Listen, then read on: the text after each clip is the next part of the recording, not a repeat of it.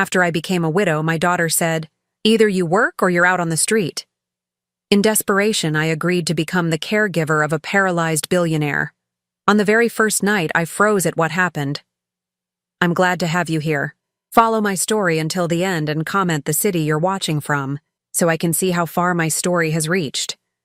The funeral flowers were still wilting on Dante's grave when my daughter delivered her ultimatum. I was standing in my kitchen, the same kitchen where I'd cooked thousands of meals for my family, when Harlow walked in with that look on her face. The look that meant she'd already made up her mind about something, and my feelings didn't matter. "Mom, we need to talk." She set her designer purse on the counter with a sharp click. At 42, Harlow had inherited her father's strong jawline, but none of his warmth. "This arrangement isn't working anymore." I was still wearing my black dress from the cemetery, still feeling the weight of saying goodbye to Dante after 45 years of marriage. My hands trembled as I reached for the coffee pot. "What arrangement, honey?" "You living here, in my house." Her voice was crisp, businesslike. "Daddy left everything to me, remember? And I can't afford to support you anymore." The coffee cup slipped from my fingers, shattering against the tile floor. Brown liquid spread across the white ceramic pieces like my life was spreading apart. "Harlow, it's only been 3 weeks since Daddy died, I know." She didn't even look at the mess. "But life goes on, Mom. I have my own family to think about, my own bills." I knelt down to pick up the pieces, my 68-year-old knees protesting. "I have my Social Security. It's not much, but I can contribute $800 a month?" Harlow laughed, but there was no humor in it. "That doesn't even cover the utilities. Look, I've been thinking about this, and I have a solution." I stopped cleaning and looked up at her. My daughter, the baby I'd rocked through countless sleepless nights, the little girl who used to crawl into my bed during thunderstorms. "What kind of solution?" "There's a job. Private nursing. The pay is excellent." She pulled out her phone and showed me a listing. "This man needs round-the-clock care." "You were a nurse before you married Daddy. It's perfect." My stomach dropped. "Harlow, I haven't worked as a nurse in over 40 years. Medicine has changed. I wouldn't even know how to—" "It's not medical nursing, Mom. It's more like companionship. Helping with daily activities. You can do that." She was already scrolling through her phone. "I already contacted them. You have an interview tomorrow." I stood up slowly, ceramic shards still cutting into my palm. "And if I don't get the job?" Harlow finally looked at me, and I saw my answer in her eyes before she spoke. "Then you'll need to find somewhere else to live. I'm sorry, Mom, but I can't carry you forever." The next morning, I found myself standing outside a mansion that looked like something from a movie. The driveway alone was longer than our old street. My hands shook as I rang the doorbell, and I wondered how my life had come to this. At 68, I was applying for a job I wasn't qualified for because my own daughter had thrown me out. A stern-looking woman in her 50s answered the door. "Mrs. Thompson, I'm Patricia, Mr. Hawthorne's house manager. Please come in." The inside of the house was even more intimidating than the outside. Marble floors, crystal chandeliers, artwork that probably cost more than I'd made in my entire nursing career. Patricia led me through hallways lined with portraits of people who looked like they'd never worried about money a day in their lives. "Mr. Hawthorne requires assistance with most daily activities," Patricia explained as we walked. "He's paralyzed from the waist down following an accident 5 years ago. The position includes room and board, plus a very generous salary." We stopped outside a set of double doors. "Before we go in, I should warn you, Mr. Hawthorne can be difficult. He's had 17 caregivers in the past 2 years." My heart sank. 17 caregivers. What had I gotten myself into? Patricia opened the doors to reveal a massive library with floor-to-ceiling windows overlooking perfectly manicured gardens. And there, in a wheelchair by the window, sat a man with silver hair and the kind of strong features that must have been devastating when he was younger. "Mr. Hawthorne, this is Hilda Thompson, the candidate we discussed." He turned his wheelchair toward us, and I felt the strangest sensation wash over me. His eyes were blue, the kind of deep blue you only see in old photographs or faded memories. When his gaze met mine, something flickered across his face. Recognition? Confusion? I couldn't tell. "Mrs. Thompson." His voice was deep, cultured, with just a hint of something I couldn't place. "Please, Sit down. I lowered myself into the chair across from him, trying to ignore how my heart had started beating faster. There was something about his face, about the way he looked at me, that made my chest tighten with an emotion I couldn't name. "Patricia tells me you were a nurse," he said, but his eyes never left my face. It was as if he was studying me, searching for something. "Yes, sir. Many years ago, before I married." My voice came out steadier than I felt. "And your husband recently passed away." It wasn't a question. "I'm sorry for your loss." "Thank you." I glanced down at my hands, still wearing Dante's ring. "It's been difficult." When I looked up again, Terrence Hawthorne was still staring at me with that intense, almost desperate expression. "Have we met before, Mrs. Thompson? There's something about you that seems familiar." My blood ran cold. I forced myself to smile politely. "I don't think so, Mr. Hawthorne. I'm sure I would remember." But even as I said it, alarm bells were ringing in my head, because there was something familiar about him too. Something about the shape of his mouth, the way he tilted his head when he spoke. Something that made my hands tremble and my breath catch. "Perhaps not," he murmured, but he didn't look convinced. "Tell me, Mrs. Thompson, why do you want this position?" The honest answer was that I was desperate, that my daughter had thrown me out and I had nowhere else to go, that at 68 I was too old and too tired to start over, but I had no choice. Instead, I said, "I believe in taking care of people. I always have." Something in his expression softened. "And you're not afraid of challenging situations?" I thought about Harlow's cold eyes, about cleaning up my broken coffee cup while my daughter watched, about sleeping in the guest room of my own home because Harlow had already moved into the master bedroom. "No, sir, I'm not afraid." Terrence nodded slowly. "Patricia, would you give us a moment alone?"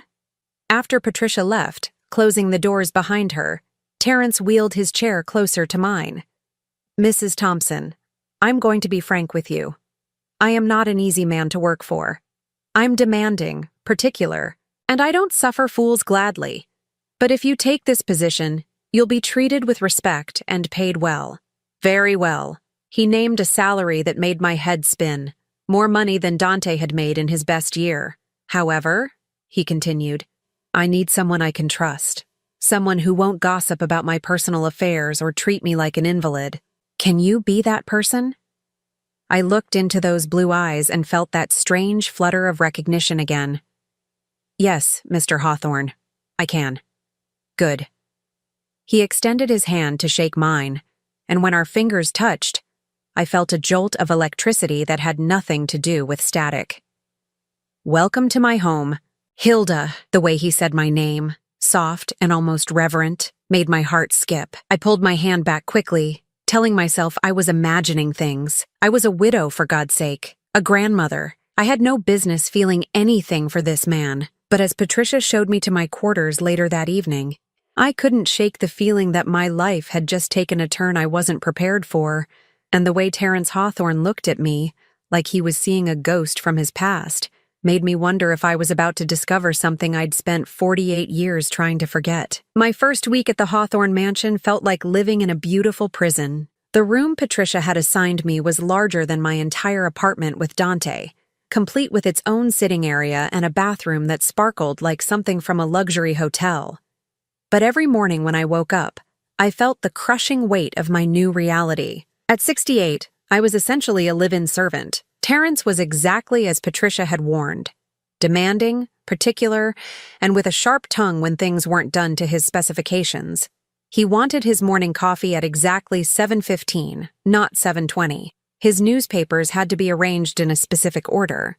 His medication schedule was rigid, and God help me if I was even a minute late. But there were moments, quiet moments between his commands and criticisms, when I would catch him watching me with that same intense expression from our first meeting, as if he was trying to solve a puzzle that had been bothering him for years. "Hilda," he said on Thursday morning as I arranged his breakfast tray. "That's an unusual name. Family name?" I paused in cutting his grapefruit. "My grandmother's name. She was German." "German," he repeated thoughtfully. "And where did you grow up?" "Here and there." I kept my voice neutral, but my hands had started to shake slightly. My father moved around a lot for work. It wasn't entirely a lie. We had moved frequently, though not for work.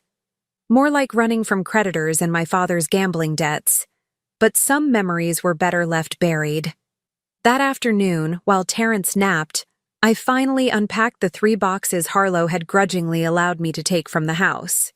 Most of it was practical items. Clothes, a few books, my jewelry box. But at the bottom of the last box, wrapped in tissue paper, was something I'd almost forgotten I still had. My old photo albums. I'd packed them without thinking, probably because they were sitting on my nightstand after I'd been looking through them during those first lonely nights after Dante's funeral. Now, sitting in the elegant chair by my bedroom window, I unwrapped them with trembling fingers. The first album was from my marriage to Dante, our wedding photos, pictures of baby Harlow, family vacations, a lifetime of careful, respectable memories. I set it aside and reached for the older one, the one I rarely looked at anymore. The cover was faded blue leather, cracked at the corners. Inside were photographs from my life before Dante, before marriage and motherhood, and the careful, controlled existence I'd built for myself. The first few pages were innocent enough. High school graduation, my nursing school friends, my parents looking young and hopeful. But as I turned the pages, my breath started coming faster. There, on page 12, was a photograph that made the world tilt sideways. I was 20 years old in the picture, wearing a yellow sundress I'd sewn myself. My hair was long and dark, pulled back with a ribbon. I was laughing at something the photographer had said, my head thrown back with pure joy. And standing beside me, his arm around my waist, and his face lit up with the kind of smile that could melt hearts, was a young man with dark hair and devastating blue eyes, Terry Hawthorne. My hands shook so violently I nearly dropped the album.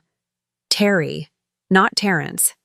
Terry, who had loved jazz music and chocolate ice cream and the way I looked in that yellow dress.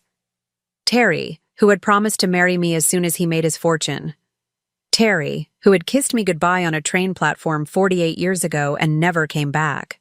I stared at the photograph until my eyes burned, trying to reconcile the young man in the picture with the silver-haired man in the wheelchair downstairs. The features were the same, those aristocratic cheekbones, the strong jaw, the eyes that seemed to see straight through to your soul. But Terry had been warm, passionate, full of dreams and wild plans for our future together. This Terrence Hawthorne was cold, controlled, bitter.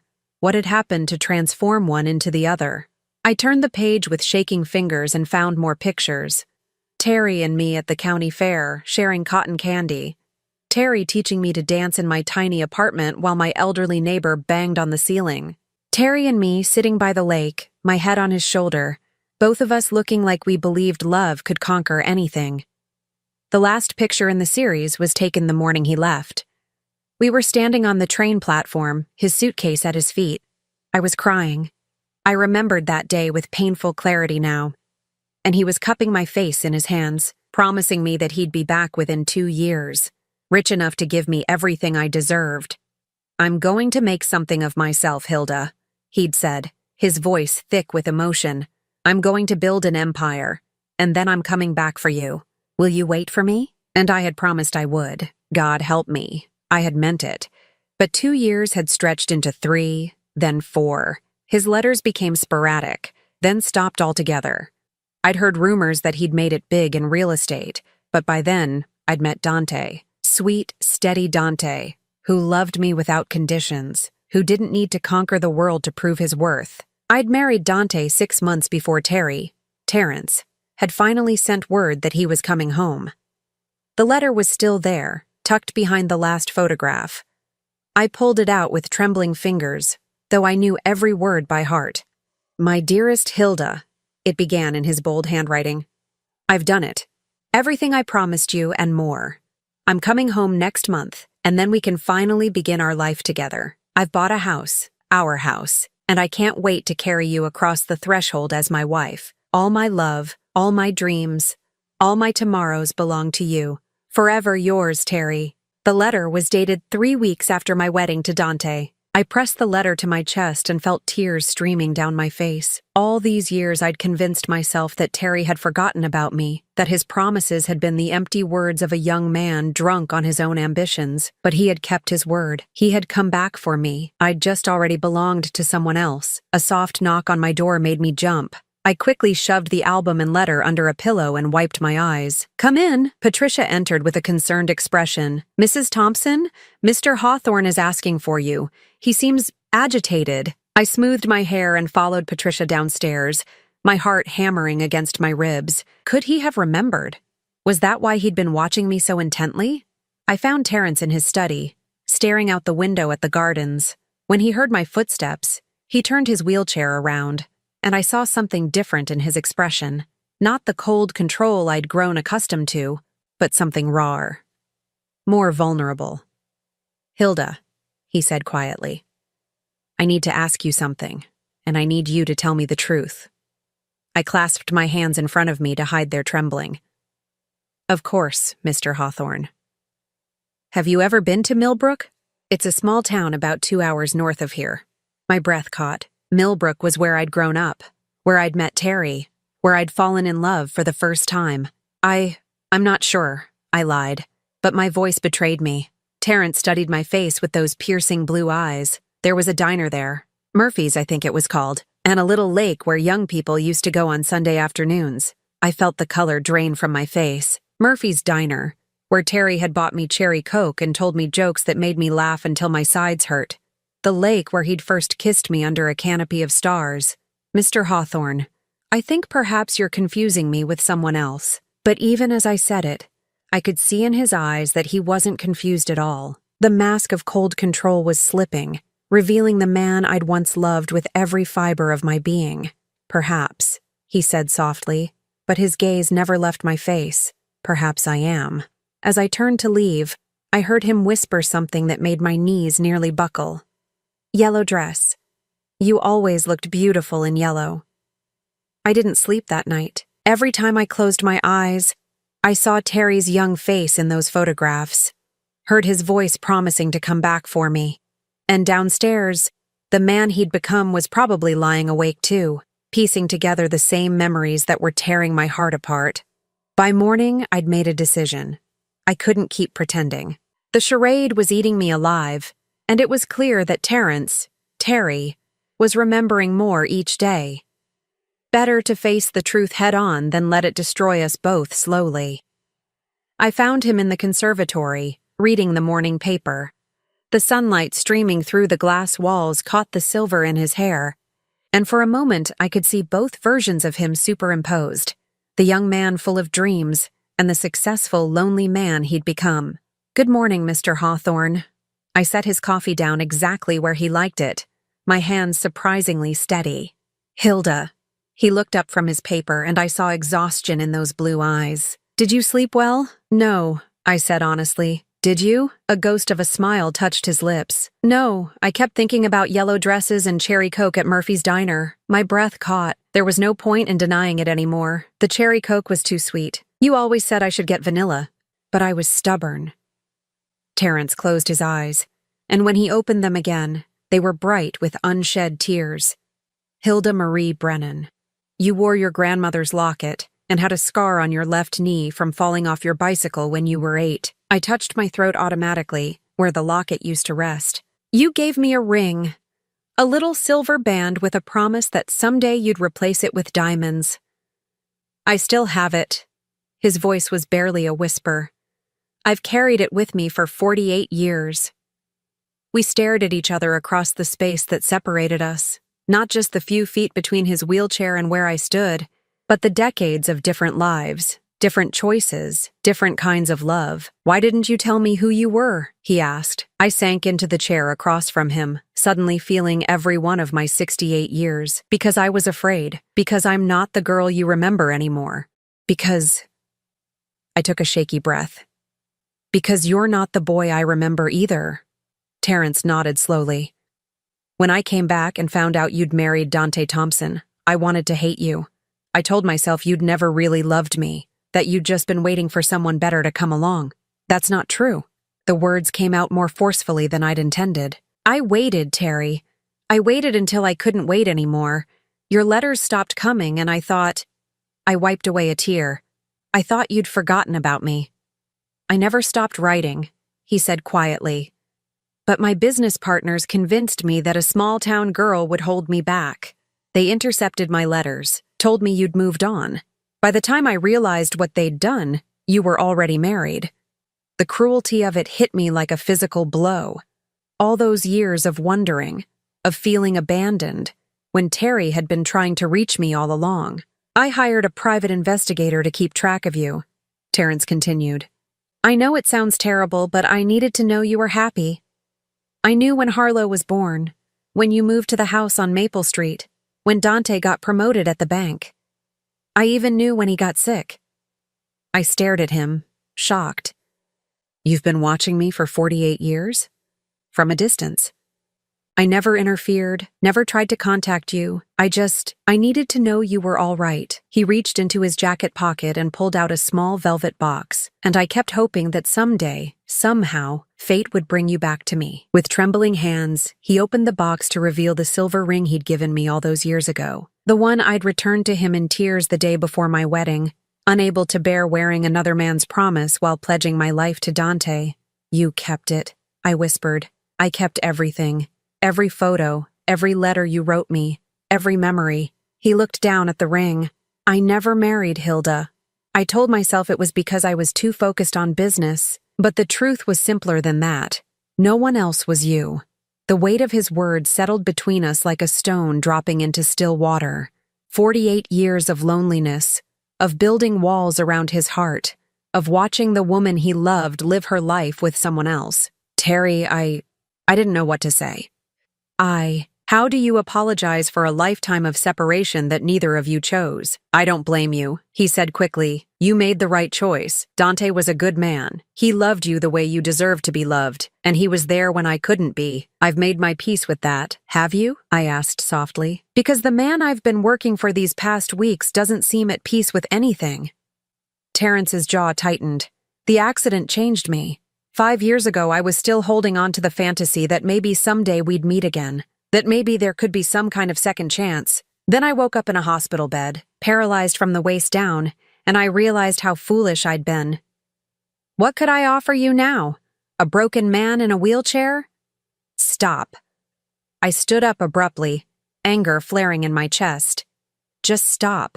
Do you think I'm so shallow that your legs matter more than your heart? Do you think I'm the kind of woman who would turn away from someone I cared about because they needed help instead of being able to give it? He looked startled by my vehemence. Hilda, I loved you, Terry. Not your potential fortune, not your grand plans for the future. I loved the boy who brought me wildflowers because he couldn't afford roses, the boy who held me when I cried about my father's drinking, the boy who believed in dreams so fiercely that I couldn't help but believe in them too. I was crying now. 48 years of suppressed emotions pouring out of me like water through a broken dam. And if that boy is still in there somewhere, then everything else is just details. Terrence reached for my hand, and I let him take it. His fingers were older now, marked with age spots and thinner than I remembered, but his touch still sent electricity through my veins. He's still here, he said quietly. Buried under a lot of bitterness and disappointment, but still here. The question is, what do we do now? I looked around the conservatory, at the life of luxury he'd built around himself. Then I looked back at his face, searching for the answer to a question I'd been afraid to ask. Are you happy, Terry? Really happy? He was quiet for a long moment. I was successful. I was respected. I had more money than I could spend in 10 lifetimes. He paused. But happy? No. I don't think I've been truly happy since the day I left you on that train platform. Then maybe, I said carefully, it's time to stop punishing ourselves for choices we made when we were different people. Maybe it's time to see what the people we are now could build together. Terrence brought my hand to his lips and kissed it gently. Would you be willing to try? Not as my nurse, but as whatever we could be to each other? I thought about Harlow, about the cold house where I was no longer welcome. I thought about the lonely apartment I'd been planning to find, about spending my remaining years in solitude. Then I looked at the man who had loved me faithfully for nearly 5 decades, even from a distance. Yes, I whispered. I'd like to try. But even as the words left my lips, I knew our path wouldn't be easy. Harlow would have something to say about this arrangement, and I doubted it would be congratulatory. My daughter had never approved of anything that took attention away from her own needs, and she certainly wouldn't approve of her mother finding love again. The thought of facing Harlow's reaction made my stomach clench with anxiety. But for the first time in weeks, I also felt something else. Hope. Maybe it wasn't too late for second chances after all. 3 weeks after our confession in the conservatory, Terry asked me to move into the master wing of the house. Not as his caregiver, but as his companion. The word felt strange on my tongue when I repeated it to myself. Companion. It sounded so much more meaningful than employee, yet not quite as binding as the words we'd once dreamed of using. You don't have to decide right now, he said over dinner in the smaller dining room we'd started using instead of the formal one. But Hilda, I want you to know that this isn't about convenience or loneliness. This is about the life I should have been living all along. I set down my fork, my appetite suddenly gone. Terry, I need to tell you something. About Harlow. His expression grew serious. What about her? She doesn't know who you are. When she found this job for me, she just saw dollar signs. A wealthy man who needed care, a mother she wanted out of her house. She has no idea about our history, Terry nodded slowly. And you think she'll have a problem with our arrangement? I laughed, but there was no humor in it. My daughter threw me out 3 weeks after her father's funeral. She cares about exactly 2 things: her own comfort and other people's money. When she finds out I'm living here as more than hired help, she's going to assume I'm after your inheritance. Are you? Terry asked quietly. I looked at him in shock. How can you even ask that? Because 48 years is a long time, Hilda. People change. And my wealth, he gestured around the elegant dining room. It has a way of changing how people see me. I stood up abruptly, hurt flashing through me like a knife blade. If that's what you think of me, then maybe this was a mistake. Sit down. His voice was gentle but firm. Please, I had to ask. I've been burned before by people who claimed to love me but were really in love with my bank account. I needed to hear you say it. I remained standing, my arms crossed. Say what? That you don't want my money, that you're here because of who I am, not what I have. I shouldn't have to say it. You should know it. Terry reached for my hand, but I pulled away. You're right. I should. And deep down, I do. But Hilda, you have to understand, when you have this much money, you start to question everyone's motives, even the people you love most. I felt my anger deflate slightly. Is that really how you've lived all these years? Not trusting anyone? Pretty much. He looked down at his hands. It's a lonely way to live, but it seemed safer than being hurt again. I sat back down, studying his face, the lines around his eyes, the way his mouth turned down at the corners. This was what success without love had done to him, turned him into a suspicious, isolated man who questioned even the purest emotions. For the record, I said quietly, I don't want your money.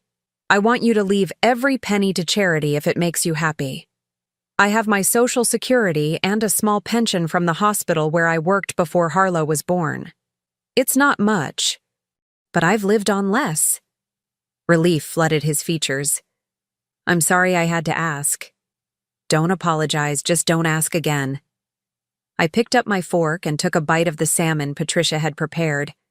Now, about Harlow. When she finds out about this, she's going to cause trouble. I need you to be prepared for that. Terry's expression hardened. What kind of trouble? She'll probably demand to know what your intentions are. She might threaten to sue, claim I'm taking advantage of you. She might even try to have me removed from the house. Let her try. His voice carried the steel that had built his business empire. This is my house. Hilda. No one tells me who I can and cannot invite to live in it. I wished I could share his confidence, but I knew my daughter better than he did. Harlow could be ruthless when she felt threatened, and she would definitely feel threatened by this development.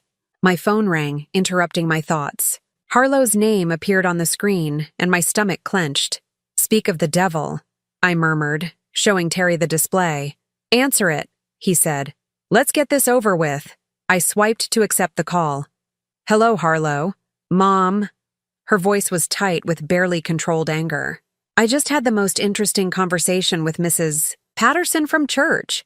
She said she saw you at the grocery store with some man in a wheelchair, and you were acting very familiar with him. I closed my eyes. In a town this size, of course someone would see us and report back to Harlow. Terry and I had gone to the market together yesterday, and he'd insisted on buying ingredients for the chocolate cake I'd mentioned missing from my childhood. To anyone watching, we probably did look more intimate than employer and employee. His name is Terrence Hawthorne, I said carefully. He's the man I work for. Work for or work on? Harlow's voice dripped with accusation. Because Mrs. Patterson said you two looked awfully cozy for a professional relationship. Terry gestured for the phone, and I shook my head. This was my battle to fight. Harlow, I'm 68 years old. I think I'm capable of conducting myself appropriately. Are you sleeping with him? The blunt question hit me like a slap. That's none of your business. It is if you're embarrassing our family name. Daddy's not even cold in the ground. And you're already throwing yourself at the first rich man who shows you attention? White-hot rage flooded through me. How dare you? Your father has been gone for 2 months, and I grieved for him properly. But I'm not dead, Harlow. I'm allowed to have companionship. Companionship? Harlow laughed coldly. Is that what we're calling gold digging now? Terry's face had gone pale with anger. He gestured more forcefully for the phone, and this time I handed it to him. Ms. Thompson, he said, his voice arctic. This is Terrence Hawthorne. I think there are some things you need to understand. I could hear Harlow's shocked silence through the phone. Then her voice, suddenly much more respectful. Mr. Hawthorne, I didn't realize you were there. Clearly. Now listen very carefully because I'm only going to say this once. Your mother is not a gold digger. She's not embarrassing anyone, and she's certainly not throwing herself at me. If anything, I'm the one pursuing her. Sir, I think there might be some misunderstanding. The only misunderstanding, Terry interrupted, is your belief that you have any say in your mother's personal life. She's a grown woman who can make her own decisions about who she spends time with. But she's vulnerable right now. She's grieving, and she might not be thinking clearly. Your mother is one of the strongest, most clear-thinking women I've ever met. The fact that you can't see that says more about you than it does about her. The silence on the other end of the line stretched out for several seconds. When Harlow spoke again, her voice had taken on a different quality. Harder, more calculating. Mr. Hawthorne, I appreciate your friendship with my mother, but I hope you understand my concern. She's been through a lot lately, and I just want to make sure she's not being taken advantage of. The only person who's taken advantage of your mother recently, Terry said quietly, is you. Another silence. Then Harlow's voice, cold as winter. I'd like to meet with you, Mr. Hawthorne, to discuss this situation properly. Terry looked at me, eyebrows raised. I nodded reluctantly. Better to face this head-on than let Harlow stew and plan in private. Fine, Terry said. Tomorrow afternoon, 2 o'clock. I'll be there. Harlow hung up without saying goodbye. Terry handed me back my phone, his jaw tight with anger. Well, that went about as well as expected. I sank back in my chair, suddenly exhausted. She's going to try to turn you against me. She'll make it sound like I manipulated you, like I planned this whole thing. Let her try. Terry reached across the table and took my hand. Hilda, I need you to understand something. I didn't survive 48 years in business by being easily manipulated, and I certainly didn't build this empire by letting people tell me who I can and cannot care about. She can be very convincing when she wants to be, and I can be very stubborn when I need to be. He squeezed my hand. Your daughter doesn't scare me. The only thing that scares me is the thought of losing you again. That night, I lay in my bed staring at the ceiling, dreading the next afternoon's confrontation. I knew Harlow would come armed with arguments designed to drive a wedge between Terry and me. She'd paint me as a desperate widow preying on a lonely, disabled man. She'd question my motives, my timing, my very right to seek happiness again.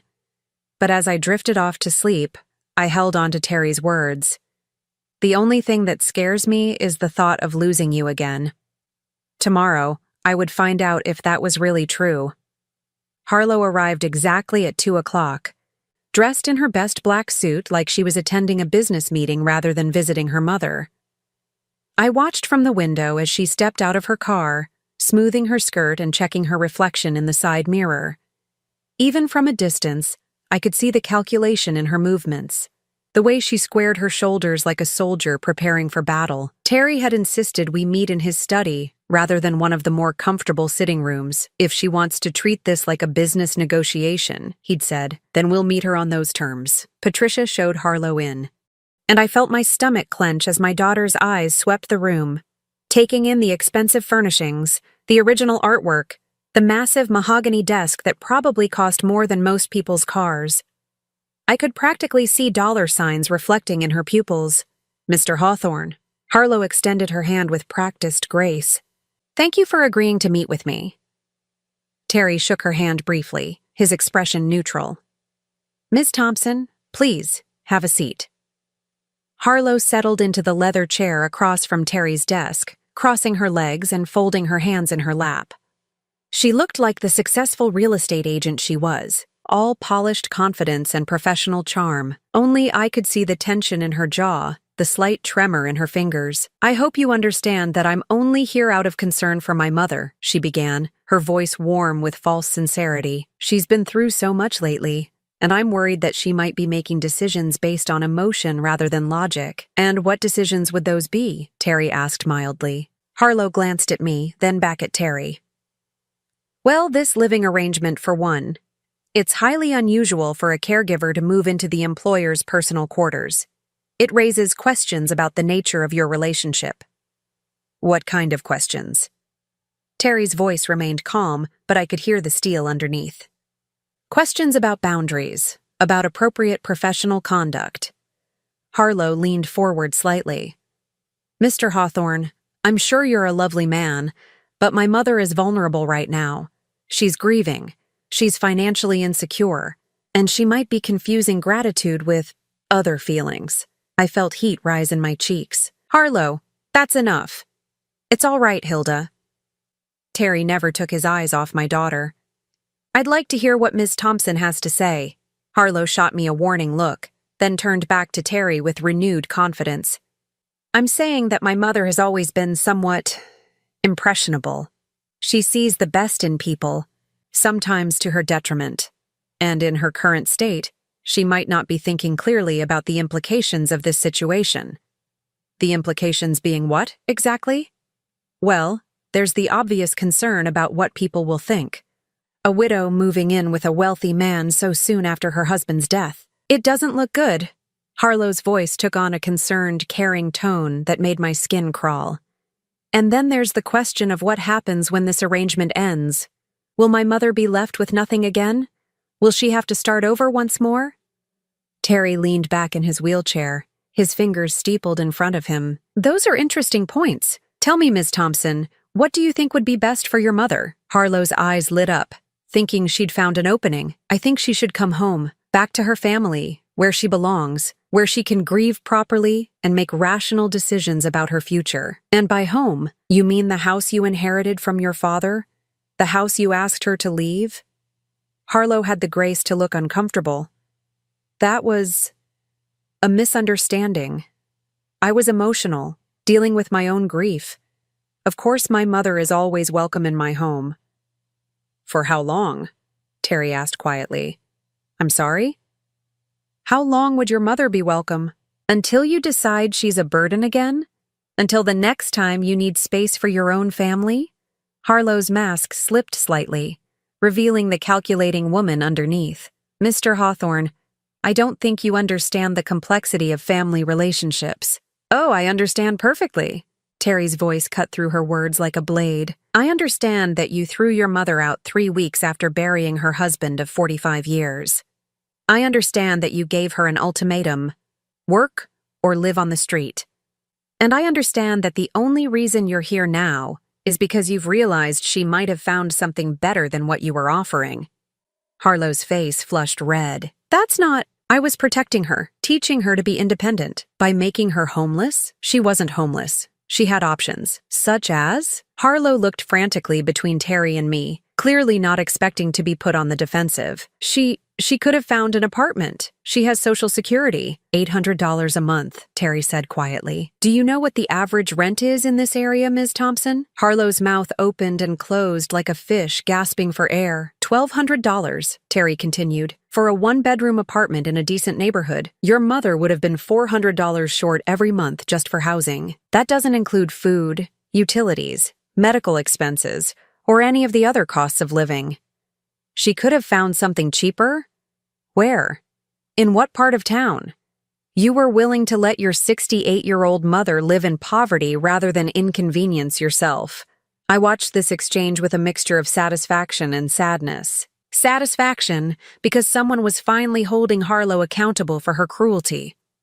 Sadness because that someone had to be a stranger rather than my daughter's own conscience. Harlow's professional composure was cracking rapidly. You don't understand. My mother, she's always been difficult. High maintenance. She expects everyone to take care of her. High maintenance? I couldn't stay silent anymore. Harlow, I worked 2 jobs to put you through college. I took care of your father through 5 years of cancer treatments without a single complaint. I babysit your children every weekend for free, and I've never asked you for anything except a place to grieve my husband. You were smothering me! Harlow exploded, her mask finally falling away completely. Always hovering, always trying to help, always making me feel guilty for having my own life. I needed space to breathe. So you threw me out, I said quietly. I gave you a chance to stand on your own 2 feet for once. The silence that followed was deafening. Terry looked at Harlow with an expression of such cold disgust that she actually shrank back in her chair. Ms. Thompson, he said finally, I think we're done here. Wait! Harlow's voice was desperate now. You don't understand what you're getting into. My mother, she has expectations. She'll want marriage, security, legal protections. She's not just looking for companionship. Terry's expression didn't change. And what if she is looking for those things? What if I want to give them to her? Harlow went very still. What are you saying? I'm saying that your mother and I are both adults who can make our own decisions about our relationship. Whether that relationship remains as it is now or develops into something more is none of your concern. Something more? Harlow's voice was barely a whisper. Terry reached into his desk drawer and pulled out a small velvet box, the same box he'd shown me in the conservatory, containing the silver ring from our youth. Your mother and I have a history that predates your father, predates you, predates everything you think you know about her life. Harlow stared at the box like it was a poisonous snake. What kind of history? The kind that matters, Terry said simply. We loved each other once, very deeply. Circumstances separated us, but they didn't destroy what we felt. And now, 48 years later, we have a chance to see if what we had was real enough to survive time and change. You're talking about marriage. Harlow's voice was flat, emotionless. I'm talking about living the life we should have lived all along. Harlow turned to me, her eyes blazing with a fury I'd never seen before. This is why you took this job, isn't it? You knew who he was. You planned this whole thing. No, I said firmly. I had no idea Terry was here when I answered that job listing. I thought he was dead or married or living on the other side of the world. The last thing I expected was to find him in that wheelchair, in this house. Terry? Harlow's voice dripped with venom. You call him Terry? That's my name, Terry said calmly. Terrence is what my business associates call me. Terry is what the people I love call me. Harlow stood up abruptly, her chair scraping against the hardwood floor. This is insane. You're both insane. You think you can just pick up where you left off 48 years ago? You think you can erase an entire lifetime? We're not trying to erase anything, I said. We're trying to build something new from what's left. What about Daddy? What about your marriage, your family, everything you built together? Your father was a good man, and I loved him. But Terry was my first love, and some things never really end. Harlow looked between us with growing panic. He's using you, Mom. Can't you see that? He's lonely and disabled, and you're convenient. When he gets tired of playing house, you'll be out on the street again. That's enough. Terry's voice cut through the air like a whip. You will not speak about your mother that way in my house. Your house? Harlow laughed bitterly. Yes, let's talk about your house, your money, your power. That's what this is really about, isn't it? Terry opened the desk drawer again and pulled out a thick legal document. Since you seem so concerned about money, perhaps you should know that I've already updated my will. Everything I own is going to charity. The Children's Hospital, the Homeless Shelter, the Animal Rescue Foundation. Your mother won't inherit a penny from me. Harlow stared at the document, her face going white. You... what? I told him to do it, I said quietly. I don't want his money, Harlow. I never did. I want him. Something in my daughter's face collapsed then, like a building with all its supports suddenly removed. For a moment, she looked like the little girl who used to crawl into my bed during thunderstorms, frightened and confused, and desperately in need of comfort. But then the mask snapped back into place, harder and colder than before. Fine, she said, her voice like ice. Fine, throw your life away on some fantasy from 50 years ago, but don't come crying to me when it all falls apart. She turned and walked toward the door, then paused with her hand on the handle. And don't expect me to be here to pick up the pieces when he's done with you. The door slammed behind her with enough force to rattle the windows. Terry and I sat in silence for several minutes, listening to the sound of Harlow's car starting and driving away. Finally, Terry reached across the desk and took my hand. Are you all right? I thought about the question, testing my emotions like prodding a sore tooth. Was I all right? My daughter had just disowned me, accused me of being a gold digger and a fool, and stormed out of my life with every intention of never coming back. But for the first time in months, maybe years, I felt free. Yes, I said, surprising myself with how steady my voice sounded. I think I am. 6 months later, I stood in the same conservatory where Terry and I had first acknowledged our past. But everything had changed. The morning light streaming through the glass walls caught the simple gold band on my left hand. Not the elaborate diamond Terry had once promised to replace my silver ring with, but something better. Something chosen by the people we'd become, rather than the dreams of who we thought we'd be. We'd married quietly 3 weeks ago, with only Patricia and Terry's lawyer as witnesses. It wasn't the grand wedding I'd imagined as a 20-year-old girl, but it was perfect in its simplicity. 2 people who'd found their way back to each other against all odds, promising to spend whatever time they had left together. Mrs. Hawthorne, Patricia said, entering the conservatory with her usual brisk efficiency, but I caught the small smile she tried to hide. Even Patricia, stern and practical as she was, had softened toward our unlikely romance. There's someone at the front door asking to see you. My heart clenched. I'd been expecting this visit for months, ever since the wedding announcement appeared in the local paper. Harlow had maintained her silence since that awful confrontation in Terry's study. But I knew she'd heard the news. In a town this size, everyone knew everyone's business. Who is it? I asked. Though I already knew. Your daughter, ma'am. She seems... upset. I found Terry in his study, reviewing quarterly reports for the foundation he'd established to manage his charitable giving. He looked up as I entered, immediately reading the tension in my face. She's here, I said simply.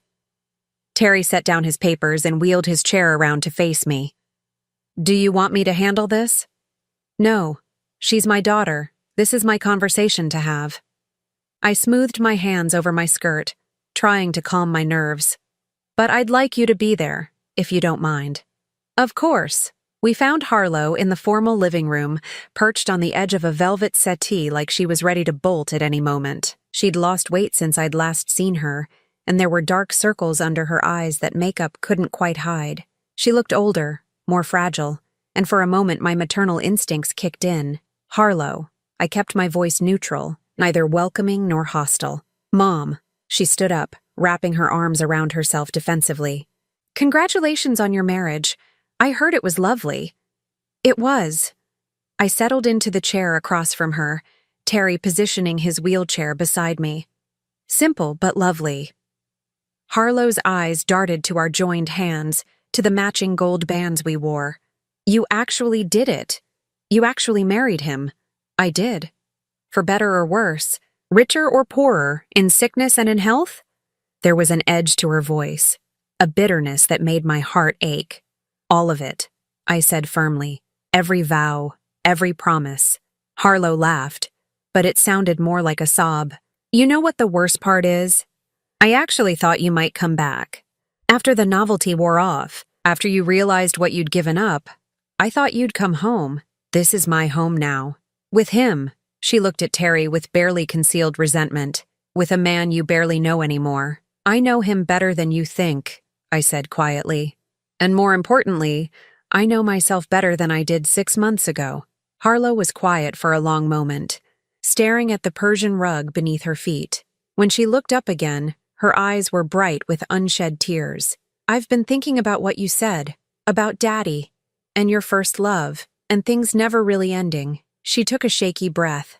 I went through Daddy's papers after you left. I found some letters. My breath caught. What kind of letters? Love letters. To someone named Jennifer. Dated from 2 years before he died.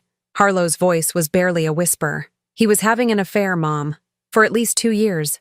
Maybe longer. The words hit me like a physical blow. Dante, my steady, faithful Dante, had been unfaithful. While I was caring for him through his illness, while I was holding his hand through chemotherapy and pretending not to notice how much weight he was losing, he was writing love letters to another woman. Terry's hand tightened around mine, grounding me, keeping me steady. I'm sorry, Harlow continued. I know it hurts. But I thought you should know that maybe your marriage wasn't as perfect as I always believed it was. I closed my eyes, processing this revelation. It should have destroyed me. It should have made me question everything I thought I knew about my life with Dante. Instead, I felt something unexpected. Relief. Thank you for telling me, I said finally. Harlow looked surprised. You're not angry? I'm sad, disappointed, but not angry. I thought about how to explain what I was feeling. Your father was a good man who made some poor choices. That doesn't erase the good years we had together. But it does put things in perspective. What kind of perspective? The perspective that maybe I don't owe my entire life to his memory. Maybe I don't have to feel guilty for finding happiness again. Harlow was crying now, tears streaming down her face unchecked. I was so jealous of you, Mom. So angry that you could just move on. Start over. Be happy. I couldn't understand how you could forget Daddy so easily. I didn't forget him. I never will. But I also couldn't stay frozen in grief forever. And I made it worse by throwing you out. Harlow's voice broke completely. I was so hurt, so angry about the affair, and I took it out on you. I blamed you for not being enough to keep him faithful, and then I blamed you for being too much when you needed support. The pieces of my daughter's behavior finally clicked into place. The sudden coldness after Dante's funeral, the cruel ultimatum, the desperate need to control my life. Harlow hadn't been protecting herself from my grief. She'd been drowning in her own anger and disappointment. Oh, sweetheart. I stood up and moved to sit beside her on the settee. You should have told me. How could I? How could I tell you that your perfect husband was a cheater? That everything you believed about your marriage was a lie? It wasn't all a lie, I said gently. The early years were real. The love was real, even if it changed over time. And you were real. The best thing that came out of that marriage. Harlow leaned against me, and for the first time in months, she felt like my daughter again instead of a stranger wearing a familiar face. I've been so awful to you, she whispered. You've been hurting. There's a difference. Can you forgive me? I looked across the room at Terry, who was watching us with quiet understanding. He nodded slightly, encouraging me to follow my heart. I forgive you, I said, but things can't go back to the way they were. I'm not the same person I was 6 months ago. And neither are you. Harlow pulled back to look at me. What does that mean? It means that if you want to be part of my life, you need to accept my choices. All of them. You need to respect my marriage, my husband, and my right to be happy. And if I can't, then we'll love each other from a distance. I won't let anyone, not even you, make me feel ashamed of the life I'm building. Harlow was quiet for a long time, considering my words. Finally, she turned to Terry. I owe you an apology too, she said. I said terrible things about you. About your relationship with Mom. I was wrong. Terry inclined his head graciously. Grief makes us all say things we don't mean. Do you really love her? With everything I have, Terry said without hesitation. I've loved her for 48 years. Finding her again is the greatest gift I've ever received. Harlow looked between us, taking in the way Terry's eyes softened when he looked at me. The way my hand automatically sought his whenever I was nervous or excited. Slowly, something in her expression shifted. I can see it, she said wonderingly. The way you look at each other. It's like you're the only two people in the world. Sometimes it feels that way, I admitted. Harlow was quiet again, then asked, Are you happy, Mom? Really, truly happy? I thought about the question, about the life I'd built in this house with this man, the quiet mornings we spent reading together in the conservatory, the way Terry still brought me wildflowers from the garden because he remembered they were my favorite, the contentment I felt falling asleep beside him each night, knowing that whatever time we had left, we were spending it together. Yes, I said. I'm happy. Harlow nodded slowly, then stood up.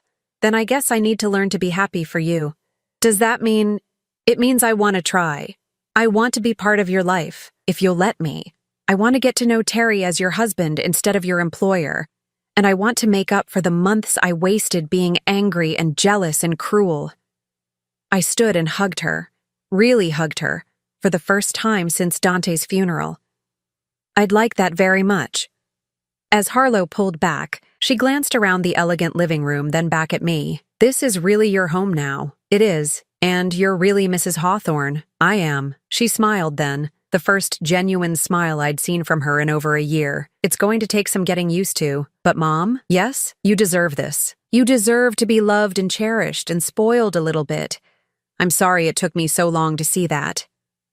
After Harlow left, promising to call soon and asking if she could bring her children to meet their new step-grandfather, Terry and I sat together in the garden watching the sunset paint the sky in shades of gold and rose. Do you think she means it? I asked. About wanting to rebuild our relationship? I think she's her mother's daughter, Terry said, which means she's stronger and more forgiving than she gives herself credit for. I leaned back in my chair, feeling the last of the tension leave my shoulders.